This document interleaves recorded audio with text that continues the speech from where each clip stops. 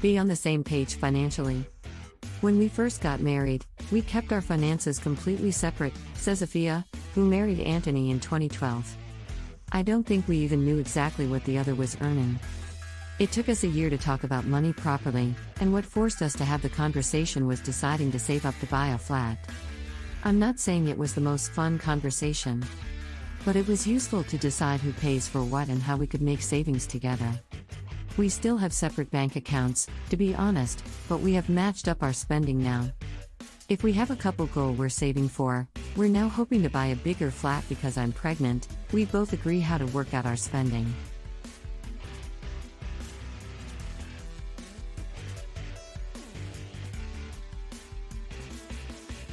It's never too late to have a money conversation. You can still be independent while working as a team, and it stops a lot of arguments before they begin. One of the pieces of marriage advice that comes up again and again from married couples: keep your individuality. I hate my mother-in-law and she hates me, says Sarah, name changed, who got married 10 years ago. We have never got on to the point where she told other relatives that the day my husband and I got married was the worst day of her life. Saying that, she is my husband's mother and he loves her. I would happily cut her out of our lives, but I can't do that to him. I won't accept her being rude to me, and I expect my husband to defend me if she says things about me, but I will often hold my tongue. Being married means you are part of each other's families, like it or not. Have a housework schedule. Listen to each other. My first husband did not hide the fact he was bored when I talked about my work, says Jessica, who married Stu in 2018. He would roll his eyes, shift in his seat, look at his phone. It actually made me feel really lonely. He asks questions when I'm telling an office story. He knows all my colleagues' names even though he hasn't met them. You make your partner feel valued if you show interest in their life outside your relationship. Stay united under pressure. This piece of marriage advice definitely falls under the easier said than done category. However, a recent study showed that the way couples treat each other while they're under stress can have a major impact on how they feel about the marriage overall. Professional counseling could be one of the best investments you make in your relationship. In the same way that you wouldn't wait until your car is a write-off to start tending to the issues, seeking counseling is more impactful when viewed as a way of enhancing and maintaining a healthy relationship. Professional counseling can help to strengthen a relationship by offering couples an opportunity to identify, discover, and agree new ways of addressing difficulties. It can offer a safe, confidential, and supportive space in which to explore issues that can lead to long-term resentments and discord.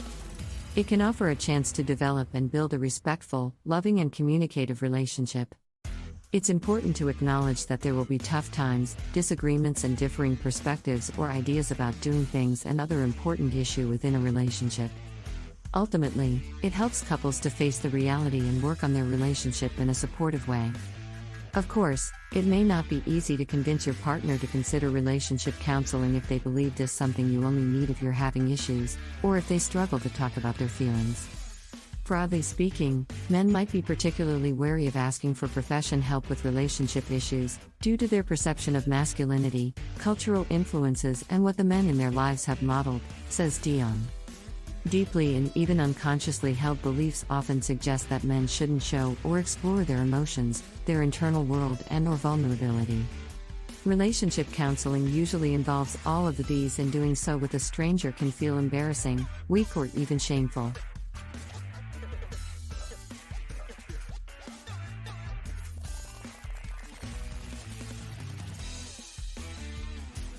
The key is to begin the conversation about relationship counseling in a clear, kind, and non-judgmental way.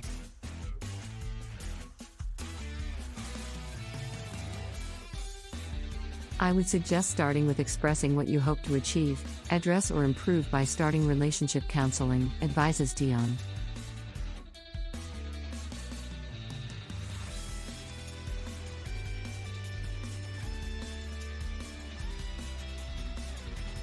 It will also be important to share why this is important and the concerns about where not facing these things might lead to.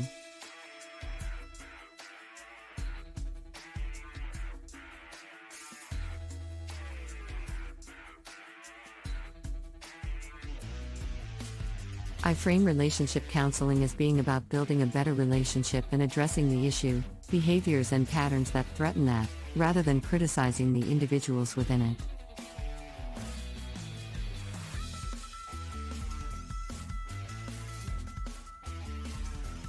A recent study found that a power imbalance in a marriage can really affect a couple's happiness.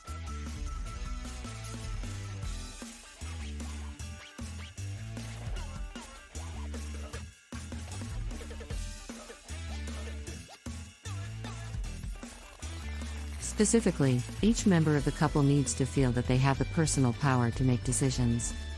I went freelance last year, and when I got my first commission, my wife surprised me with a special dinner.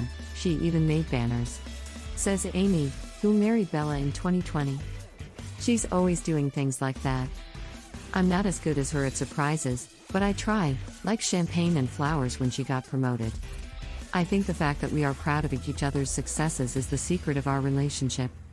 When we got married, loads of people told us that having goals was really important to our relationship, says Laura, who has been married to Owen for 20 years. Marriage has actually taught me the opposite. There's a quote I love by Tolstoy: "There is only one time that is important, now." I think it's really important to live in the moment and appreciate what you have. That was easier said than done though when we had 3 kids under 6. Ever heard Theodore Roosevelt's famous quote, "Comparison is the thief of joy"? One thing we hear time and again from married couples is that comparing your relationship achieves nothing but unhappiness, and that's particularly true when it comes to social media. Nurture your friendship. Romantic love certainly has its charms. Who doesn't love that whoosh of butterflies from early stage romance?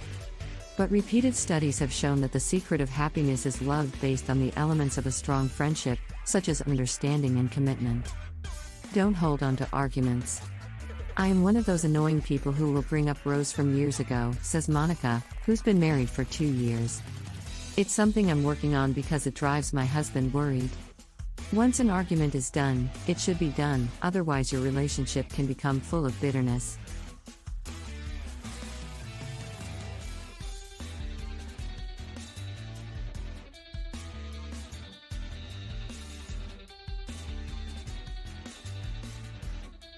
Now I just need to get better at following my own advice.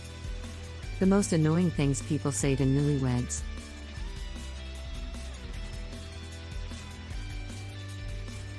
Saying that. That's normal. The last thing you need is to be under pressure to do it a certain number of times per week or month because that's what you're supposed to do. You know what's right for you.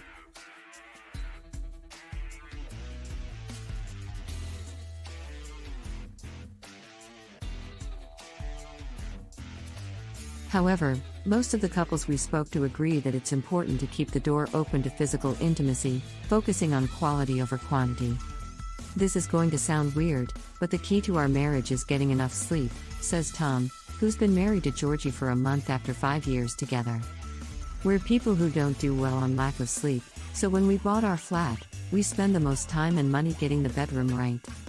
The best mattress for both of us, pillows, she likes firm. I like soft, different summer and winter duvets, loads of plants because we love them. Everything is set up to give both of us the best night's sleep possible. Obviously, this will be more difficult if we have kids, but at least we're giving ourselves a fighting chance. Don't be afraid of work.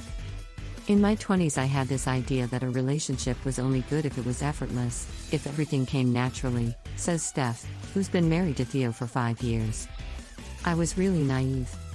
And I definitely have to work on being happy together sometimes, whether that's to do with money, one of us being stressed, or something else. Honestly, sometimes he just annoys me, and vice versa. If there's a problem, we sit down and talk about it. Putting effort into your marriage doesn't mean there's something wrong with your relationship, it's the opposite. Don't be unkind. Sometimes I'm really shocked at the way some of our couple friends talk to each other, says Shivani, who's been married for 9 years. I'm not saying my husband and I don't argue, we do, and it can get quite heated. But we've seen some of our friends throwing really personal insults at each other, then sulking for days, which really makes our group holidays together stressful. I don't see that kind of argument as passionate. I can say with confidence that my husband would never talk to me like that, and I wouldn't do that to him either.